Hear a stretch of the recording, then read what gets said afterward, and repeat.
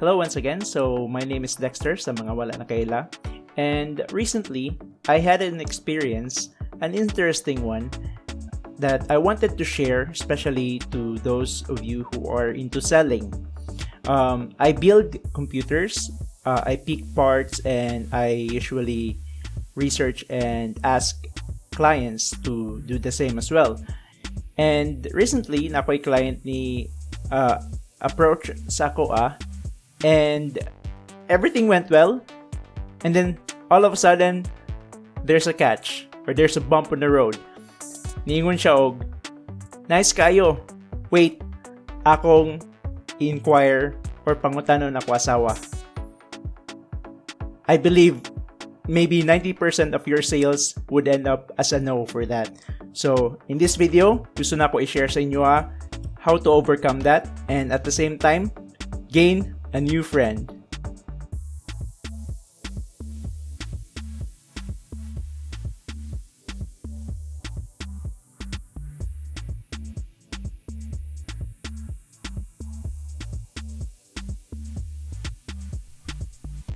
Okay, so walay pagligoy-ligoy pa.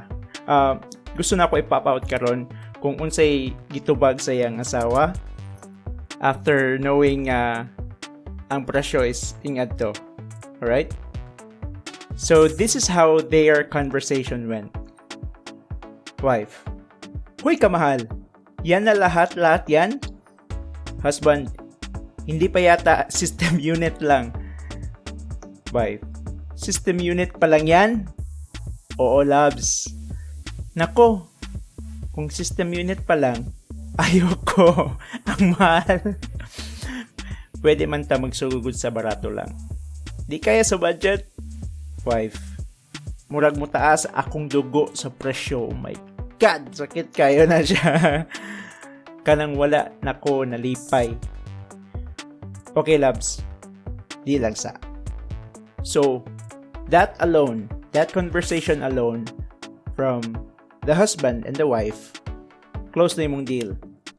It's a no for them. As a salesperson who knows the value nga akong mahatag sa ilaha, I went and asked for this very special tip. And you should also try it as well. So what I did is I asked the husband to kindly invite his wife to make a group chat with me sa Facebook. Okay?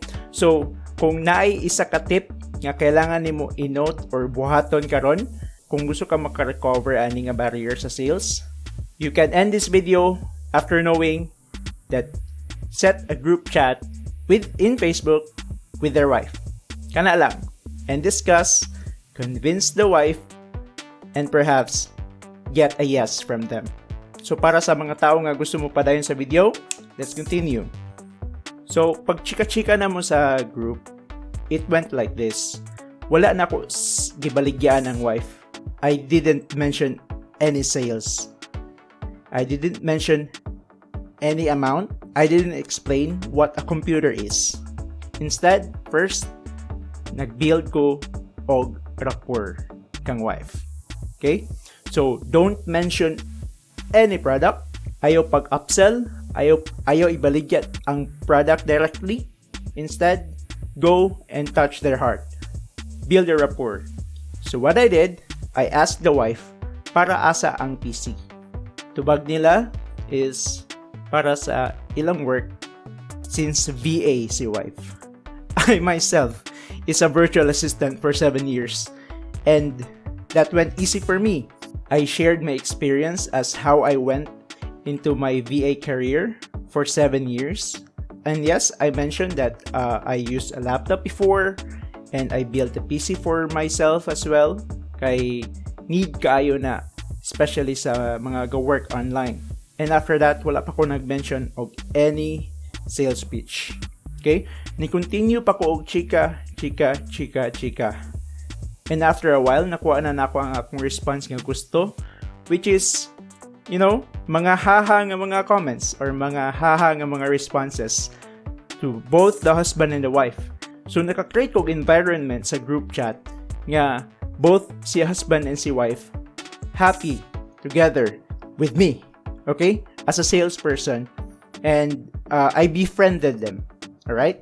Now, you don't have to do this like, okay, so but you don't need to do this like intentionally or kung i-fake na lang gini mo.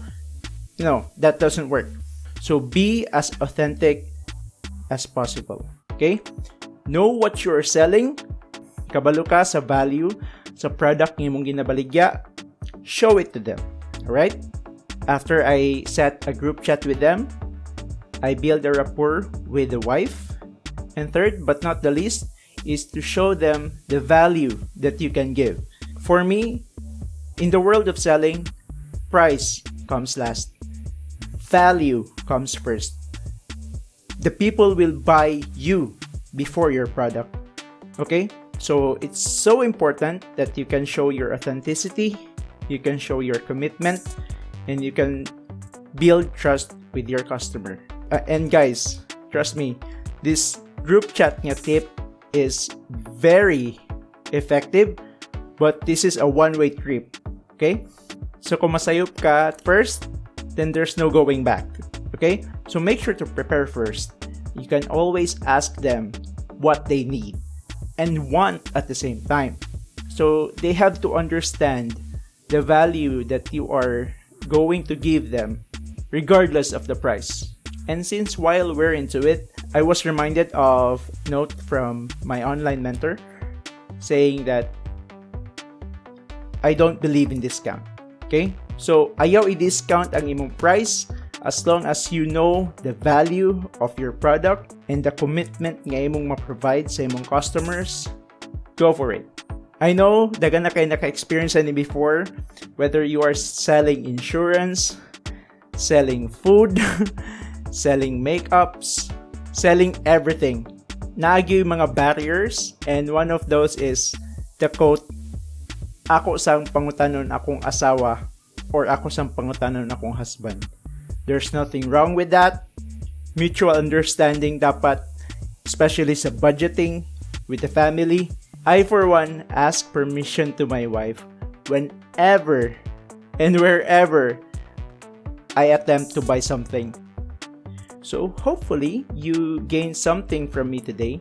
And if you find this tip knowledgeable and doable for others, then you can always share this to your friends and colleagues para po matabangan nato sila to improve their performance in their next sales call.